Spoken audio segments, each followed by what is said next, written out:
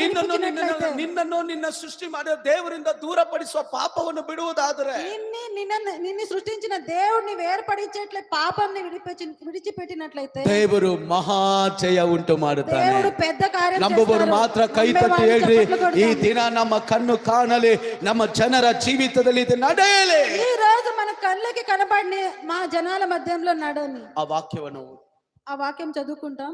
ತನ್ನ ಜೀವವನ್ನು ಕೈಯಲ್ಲಿ ಹಿಡಿದುಕೊಂಡು ಹೋಗಿ ಆ ಫಿಲಿಸ್ಟಿಯನನ್ನು ಕೊಂದನು. ಯೆಹೋವನು ಇಸ್ರಾಯೇಲರಿಗೆ ಮಹಾಜಯವನ್ನುಂಟು ಮಾಡಿದನು. ನೀನು ಅದನ್ನು ನೋಡಿ ಸಂತೋಷ ಪಟ್ಟಿಯಲ್ಲ. ದಾವೀದನನ್ನು ನಿಷ್ಕಾರಣವಾಗಿ ಕೊಂದು ನಿರ್ದೋಷಿಯ ರಕ್ತವನ್ನು ಸುರಿಸಿದ ಅಪರಾಧಕ್ಕೆ ನೀನೇಕೆ ಗುರಿಯಾಗುತ್ತಿ ಎಂದನು. ದೇವರ ವಾಕ್ಯ ಹೇಳ್ತಾನೆ, ಯೆಹೋವನು ದೊಡ್ಡ ಜಯವನ್ನು ಕೊಟ್ಟನು. దేవుని వాక్యం ఇలా చెప్తుంది, యెహోవా దేవుడు పెద్ద కార్యం చేశారు. ನಮ್ಮ ದೇವರು ಯಾವ ವಿಷಯ ಮಾಡಿದ್ರೆ ಅದನ್ನ ನಾವು ವರ್ಣಿಸಕ್ಕಾಗದಿರುವಂತ ಕಾರಣ, మన దేవుడు ఎలాంటి కార్యం చేసిన